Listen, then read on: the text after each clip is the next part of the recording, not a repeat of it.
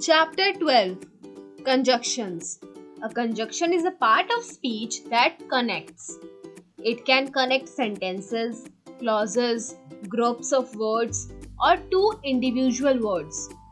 Sometimes a conjunction is a single word, because, and, so, but, etc. Other conjunctions consist of two or more words, neither, nor, either, or, so that, etc. Conjunctions can be divided into three types: coordinating, subordinating, and correlative. Coordinating conjunctions. The most common and simplest conjunctions are the coordinating conjunctions. These join words, phrases, and clauses as a simple link as equal grammatical components. Cats and dogs are animals, connecting two words. We wanted to walk in the forest or on the hill, connecting two phrases. They went to the park and had a picnic, connecting two clauses. Coordinating conjunctions include and, or, for, so, but, yet, and nor. These can create relationships that show, for example, a contrast, a decision, or consequences, but in all cases they connect words, phrases, and clauses that do not have a grammatical impact on each other. I wanted to go, but decided to stay. Contrast. She did not know whether to go left or right. Decision. It started raining, so he went home. Consequence. Coordinating conjunctions do not require a comma before them when connecting single words or ideas, but require a comma when listing more than one word, phrase, or clause. They ate cheese, biscuits, and fruit for dessert. They also usually require a comma when connecting two independent clauses. I liked the car, but I could not afford to buy it. Subordinating conjunctions. Subordinating conjunctions connect an independent clause to a dependent clause. They show consequences, connecting two ideas, and are different from subordinating conjunctions because they occur in sentences where the dependent clause would not work on its own. They played football while it was sunny. Here, it was sunny is a dependent clause. It is a grammatically complete idea, but it does not really make sense on its own, leading you to ask what was sunny or when was it sunny, without the independent clause to provide context. Subordinating clauses can demonstrate a wide variety of relationships between two clauses. They can also come at the beginning of clauses, as well as connecting clauses in the middle. We were happy because our team won. Because our team won, we were happy. Common subordinating conjunctions include after, although, as far as if, as soon as, because, before, even if, how, if, in case, in that, no matter how, now that, once, provided, since, so that, supposing, though, unless, until, when, wherever, whether, while. Correlative conjunctions. Correlative conjunctions are pairs of conjunctions that connect equal sentence parts in specific ways. These can connect or contrast ideas. Examples: both and, either or, neither nor, not only but also, so as, whether or. These create specific relationships between words that are generally used for emphasis. For example, we could connect two ideas simply with and, but it emphasizes that the two ideas share a certain quality if we say both and.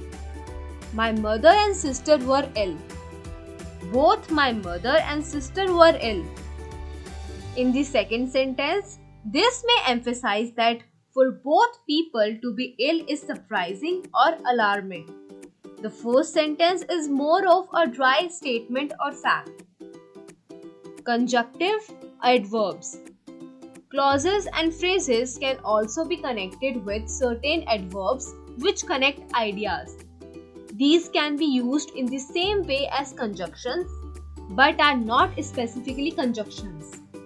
They can be single adverbs or adverb phrases. He bought 2 oranges in addition to the bunch of grapes. We watched the film till the very end, although none of us understood it. These are usually used in the form of subordinating conjunctions, although they can also introduce new sentences following a related sentence. As such, they can come at the beginning or middle of a sentence. I like old books. For example, the Iliad. I like old books. For example, the Iliad is very good. Examples of some other conjunctive adverbs are after all, as a result, consequently, finally. For example, furthermore, hence, however, in addition, in fact, incidentally, indeed, instead, likewise, meanwhile, on the contrary, on the other hand, otherwise, still, therefore, thus. Using conjunctions. Conjunctions in all three forms and including conjunctive adverbs are very useful for connecting both simple and complex ideas in English. They create relationships and can be useful for flow. They are simple in theory but can be as complicated as the phrases and ideas they connect. Some conjunctions and their uses. Since. As a conjunction, since means from the past time when. Examples: where have you been since I last saw you? It is 1 week since we arrived here. I have never seen him since I left that city. Notes. When used as a conjunction in this case, since is usually preceded by a verb in the present perfect tense and followed by a verb in the past tense. The conjunction since can also mean as. Example: since we have no money, we can't buy anything. As we have no money, we can't buy anything. Or. The conjunction or is used to introduce an alternative. Examples: is the dress blue in color or green? Hurry up or else we will be late. You should study hard or you will fail. Nor.